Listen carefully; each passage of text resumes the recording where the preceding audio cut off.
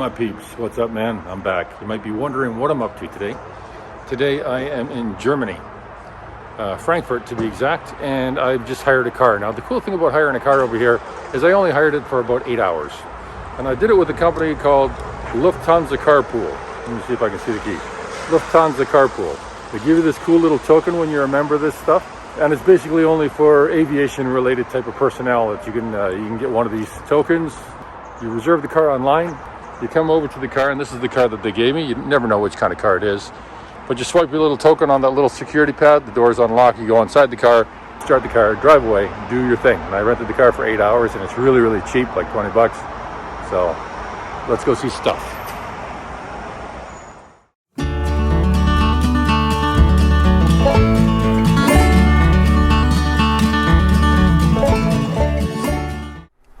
So once you get in one of these little great cars by Lufthansa Carpool, there's also a little swiping gadget right there that you need to swipe your token on. So I swipe on it, asks me a couple of questions about my driver's license and if I have any damage to the car, things like that I want to make them aware of before I leave, and start the car, drive away. So they even have a visible jacket over there for you. And I guess that's for when you're on the side of the road, just in case you break down or something like this. You can see and be seen, right? Let's rock, baby. One thing I do like about renting a car in Europe, you can get a manual transmission. I like that a lot. Here's something interesting for you guys that might not know.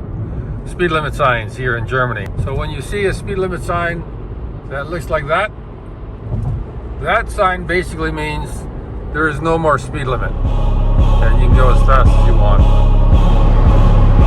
German highways are awesome. I can be going 150 kilometers an hour, and I'm definitely not the fastest one on the road. I get past like I'm standing still by those cars up in front of me there. Hey my peeps, hello my peeps. Well hey, some of you may know, some of you may not know, I'm a little bit of an aviation buff, right? So I came over here to a place called Wiesbaden, Germany. It's quite popular, well known in World War II, but also known for something in World War I. And that's this gentleman right here. Now this is the final resting place of guess who? The final resting place of the Red Baron. That's right, the Red Baron, he's real. Manfred van Richthofen was his name, and he was known as Baron van Richthofen. This is the Richthofen family plot. His dad is there, his mother is there, brother. His brother was also in the Air Force. His brother also was a fighter pilot in World War I. And this is the Red Baron. And this model of his little airplane somebody put there. But that's the place where he is buried. Now, believe it or not, this dude was only 25 when he died. As history recalls, he was shot down over France during World War I. Now, this guy was quite an ace. In a 3-year period, he was responsible for downing and killing 80 of the enemy aircraft back in those days. And he's quite ruthless at it too, you know. He was known to say things like, hey, I don't get in the airplane for fun. He gets in the airplane for a mission. And he actually succeeded in that mission many, many times, obviously. Now, believe it or not, this guy wasn't even German. He wasn't born in Germany. He might have been German, not born in Germany. He was born in Poland. He's a Polish guy, born outside of Warsaw. And back in the 1800s, you know, they immigrated over to Germany. And then he enlisted in the war, in the army, and away he went. And he became known as the Red Baron. And he himself had his aircraft painted red, because the aircrafts weren't red like that. He himself had it painted red because he started to get a reputation. And as he built it on the reputation, he wanted people to be scared of him. So when they heard an airplane that's flying around, oh, shit, that's the Red Baron, you know? Everybody be afraid of it. What he used to tell his fighter pilots is when they're firing at another airplane, make sure you fire at the pilot, not at the airplane. Obviously, that makes good sense in these little open cockpit airplanes back in those days. They weren't very protected. And if there was two of them, he said, a gunner in the front and a pilot in the back, shoot the gunner first. Now that pilot doesn't have a gunner, he doesn't have a gun, he can't shoot back. You can just fly, basically run away. You know what I mean? So, and believe it or not, he was only 25 years old when he got killed. He was 21 when he joined the Air Force. He was 18 when he actually joined the military. And Before he was 26 years old, he was already dead. He was shot down in the south of France. No, in the center of France. He was buried in another place in Germany, and he was moved here back in the 1970s to a family plot. Born in Poland and shot down over France, buried here in Germany as a national hero. Manfred van Richthofen. He's the man, the Red Baron.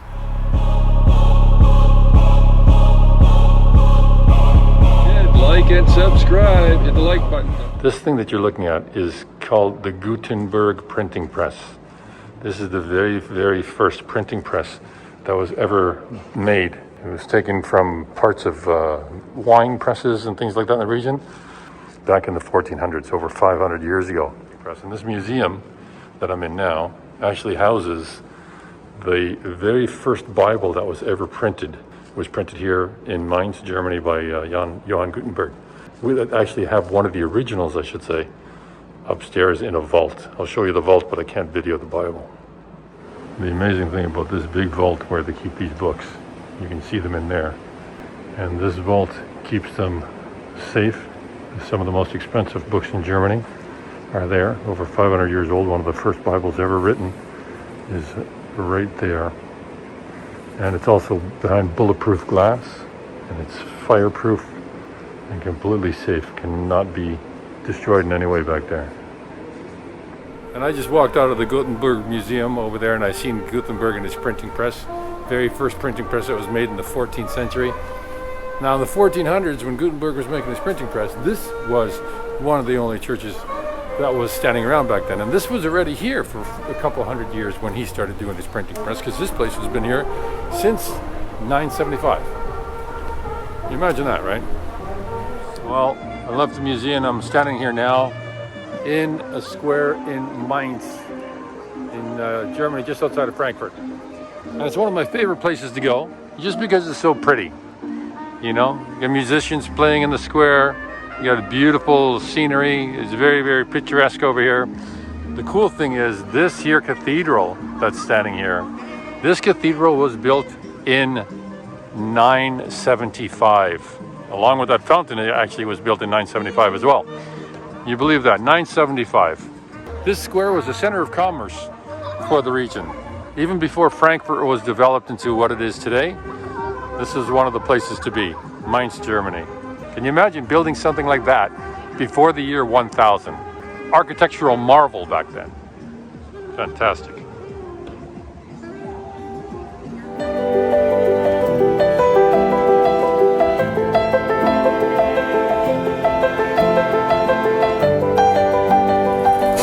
So every time I come here to Mainz, it's amazing. I love walking around here. I love walking on the streets.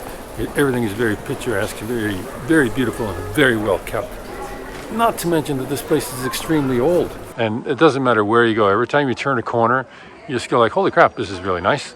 And then when you look at buildings like that and like that are dated with the cornerstone of the 1400s and the 1500s, you say, wow, this place is incredible. I'm really amazed that all this stuff is still standing here.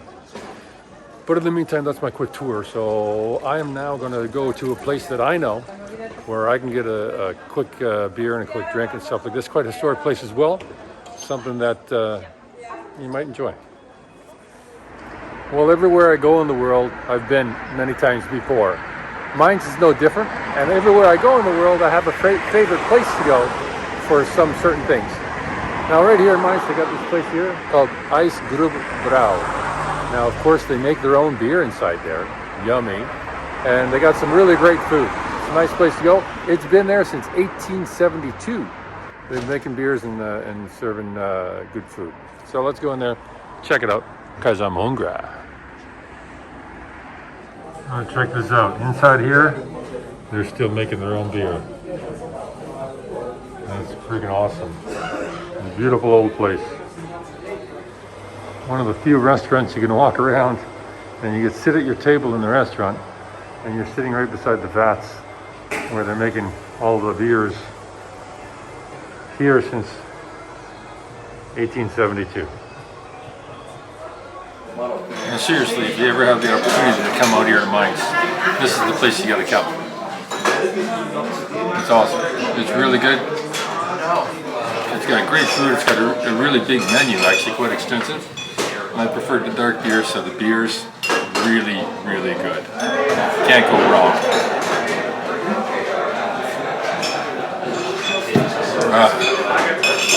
After the day that I had today, and after the amount of traveling that I've been doing, this is perfect. It's a perfect place to come. The food is fantastic. The beers are fantastic. They give you the traditional cups, right? Look at that. Who doesn't love that? Cheers. I got the meat or sausage with sauerkraut, mashed potatoes.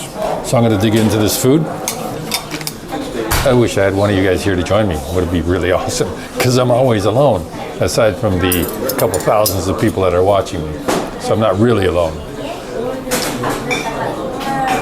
But it seems like I'm talking to myself. I love it though.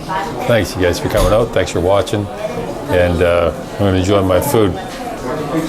Cheers.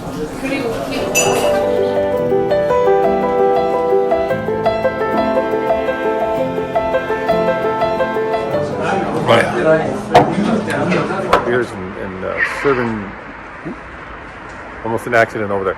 They're making beers and